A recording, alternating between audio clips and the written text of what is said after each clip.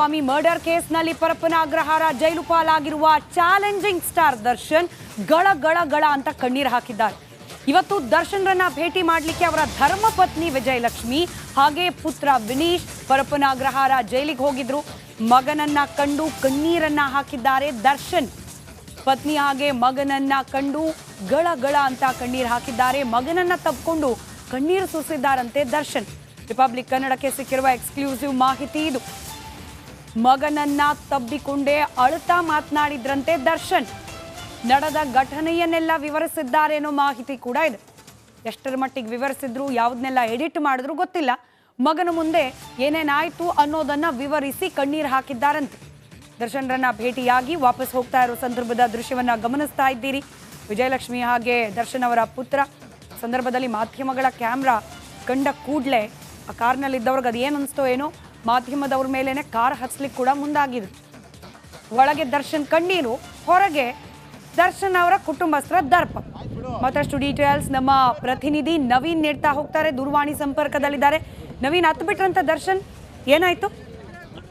ಸ್ಮಿತಾ, ಪರಪ್ಪನ ಅಗ್ರಹಾರ ಜೈಲು ಸೇರಿ ಈಗ 2 ದಿನ ದರ್ಶನ್ ಕಳೆದಿರುವಂತದ್ದು. ಒಳಗಡೆ ಏನ್ ಇವತ್ತು ಅವ್ರನ್ನ ಭೇಟಿ ಮಾಡೋದಕ್ಕೆ ಅಂತ ಹೇಳಿ ಪತ್ನಿ ಮತ್ತೆ ಮಗ ಇಬ್ರು ಕೂಡ ಹೋಗಿದ್ರು. ಈ ಸಂದರ್ಭದಲ್ಲಿ ವಿಜಯಲಕ್ಷ್ಮಿ ಮತ್ತು ವಿನೀತ್ ಯಾವಾಗ ಒಳಗಡೆ ಹೋಗ್ತಾ ಇದ್ದ ಹಾಗೆ ದರ್ಶನ್ ಅವರು ಅವ್ರನ್ನ ನೋಡಿ ಮುದ್ದುಗೆ ಬರಾಗ್ತಾರೆ.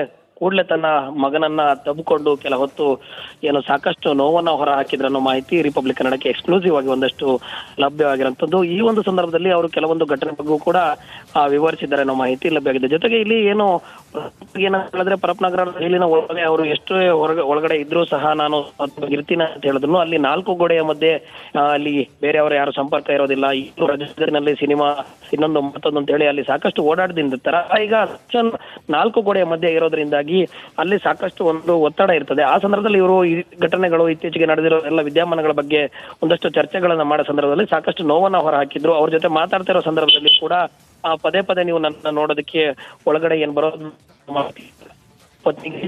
ಇರೋದ್ರ ಜೊತೆಗೆ ನನಗೆ ಕೈ ಒಂದು ಸ್ವಲ್ಪ ನೋಯ್ತದೆ, ಅದಕ್ಕೆ ಬೇಕಾಗುವ ಒಂದಷ್ಟು ಅಷ್ಟೇ ಕಳಿಸ್ಕೊಡಿ ಮನೆಯಿಂದ, ಉಳಿದಂತೆ ನೀವೇನು ಮತ್ತೆ ಇಲ್ಲಿಗೆ ಬರೋದು ಬೇಡ ಅನ್ನೋ ಮಾತನ್ನ ಹೇಳಿ ಕಳುಹಿಸಿದ್ದಾರೆ. ಧೈರ್ಯ ತುಂಬಿ ಕಳಿಸಿದ್ದಾರೆ. ಪುತ್ರ ಸಾಕಷ್ಟು ಹೊತ್ತು ಅವ್ರನ್ನ ನೋಡಿ ಭಾವುಕರಾಗ್ತಿದ್ದಂತೆ ಅವನಿಗೂ ಕೂಡ ಒಂದು ಧೈರ್ಯವನ್ನು ತುಂಬಿದ್ರೆ ನಾನು 5-6 ತಿಂಗಳವರೆಗೂ ಈ ಒಂದು ಸಮಸ್ಯೆ ಇರುತ್ತೆ, ಅದಾದ ಬಳಿಕ ನಾನು ಮತ್ತೆ ಬರ್ತೀನಿ, ಅಲ್ಲಿವರೆಗೂ ತಾನು ಧೈರ್ಯದಿಂದ ಇರಬೇಕು ಅನ್ನೋ ಒಂದು ಮಾತನ್ನ ಹೇಳಿ ಮಗನನ್ನ ಮತ್ತೆ ಏನು ಪತ್ನಿಯನ್ನು ಇಬ್ಬರನ್ನು ಕೂಡ ಕಳಿಸ್ಕೊಟ್ಟಿರೋದು. ಈ ಒಂದು ಸಂದರ್ಭದಲ್ಲಿ ಮಗ ಮತ್ತೆ ಪತ್ನಿ ಇಬ್ರು ಕೂಡ ಹೊರಗೆ ಮಾಧ್ಯಮದವರೆಲ್ಲೂ ಕೂಡ ಬೆಳಗ್ಗೆ ನಾವು ಬಂದಾಗ ಏನ್ ಪ್ರಶ್ನೆ ಅದಕ್ಕೆ ನಾವು ಯಾವ ರೀತಿ ಒಂದು ಮಾತನ್ನು ಕೂಡ ಹೇಳಿದ್ರಂತ ಗೊತ್ತಾಗ್ತಾ ಇದೆ. ಜೊತೆಗೆ ಪುತ್ರ ಇದೇ ಒಂದು ವಿಚಾರದಲ್ಲಿ ಅಂದ್ರೆ ವಿನೀಶ್ ತಂದೆ ದರ್ಶನ್ ಜೊತೆ ಮಾತನಾಡ್ತಾ ಮಾಧ್ಯಮದವರಿಗೆ ನಾವು ಈ ರೀತಿ ಮಾತಾಡ್ಬೇಕಂತ ಹೇಳಿದ್ರೆ ಅವರು ಬೇರೆ ಬೇರೆ ರೀತಿಯ ಕ್ವಶನ್ ಗಳನ್ನ ಕೇಳ್ತಾರೆ.